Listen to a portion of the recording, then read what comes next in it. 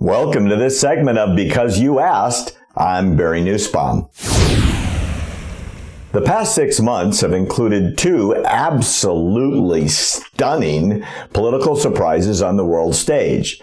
The first, which was predicted to fail, was the successful vote to facilitate the exit of Britain from the European Union. Called Brexit, all the experts predicted the vote would fail and Britain would remain a member of the EU. Obviously, they were wrong.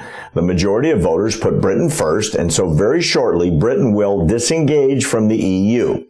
Brexit was followed by what is called the biggest upset in American political history, with the victory of Donald Trump over Hillary Clinton. Again, putting one's own country first resonated with the voters, this time here in America. Now, France is facing a similar question when their voters go to the polls in a few weeks. The leader in the polls is a lady you may not have heard much about or even know who she is. So you've asked, who is Marine Le Pen and what does she stand for?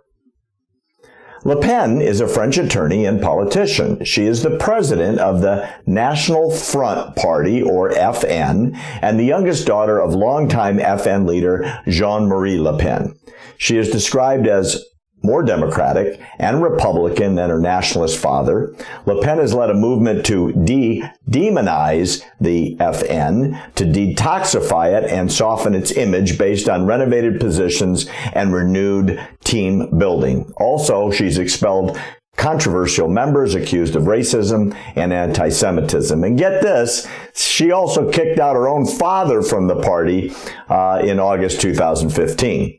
She's also relaxed some of the political positions of the party, advocating for civil unions for same-sex couples instead of her party's previous opposition to it.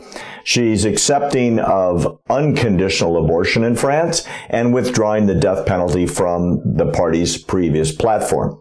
Le Pen denounces what she calls the ultra-liberal economic model of France, which includes globalization, open borders, massive immigration, notably of Muslims. In her view, immigrants take jobs from the French, raises the terrorism risk, and like a thief in the night, are stealing away the identity of France. On the following platform points, she sounds quite similar to Donald Trump. On immigration, foreigners, and national identity, here's what she wants to do. Cut legal immigration down to 10,000 a year, tops. Ban automatic naturalization for spouses. Make automatic deportation of any foreign criminal offender something that happens to all of them. She wants to make citizenship a privilege and ensure a national priority for the French citizens in the Constitution. She wants to put French flags on all public buildings. Defend the French language by restricting the use of foreign languages in schools and by reserving half teaching time in primary schools to French language education.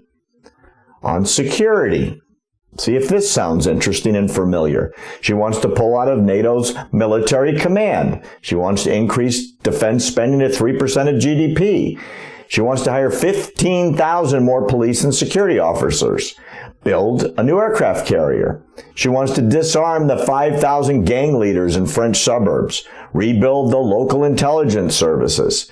Scratch state family subsidies if underage children are found guilty of repeated offenses. She wants to create the possibility of sentence of life without parole. She wants the creation of 40,000 new prison cells to house these prisoners. On terrorism, ban all radical Islamic groups, close all extremist mosques.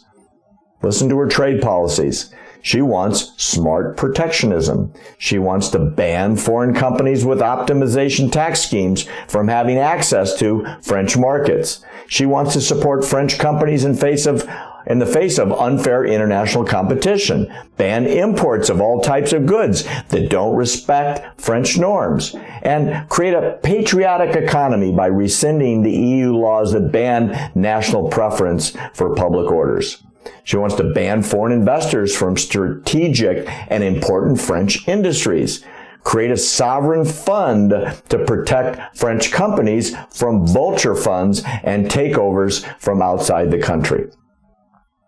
Her first move, if elected, will be to work to spring France from the European Union, and her first trip will be to Brussels to try and extract her country from the euro currency, all their border agreements, and their other critical entanglements. It's a battle she apparently sees as lost in advance because she has a plan B, a Brexit-style exit referendum. Some are already calling it Frexit.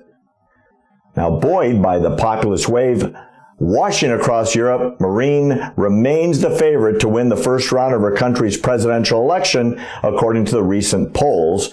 But the surveys also show her anti-Euro, anti-immigrant National Front, the FN party, losing in the subsequent runoff against either the center-right party candidate François Fillon or centrist candidate Emmanuel Macron. LePen's platform also calls for exiting the EU, stopping free movement at the French border, and sending asylum seekers back to their native countries. She wants to introduce tariffs as part of protectionist economic policies to, as she calls it, put France first. Now, come on. Doesn't this sound a lot like Donald Trump? The experts said Trump would never win. The experts in France are saying the same thing now about Marine Le Pen. Stay tuned. Let's find out what happens in just a few weeks. Please keep your questions coming to American Truth Project and through our social media on Facebook or Twitter. If we select your question, you get something special. We are here to answer your urgent questions. Well, because you asked. I'm Barry Nussbaum.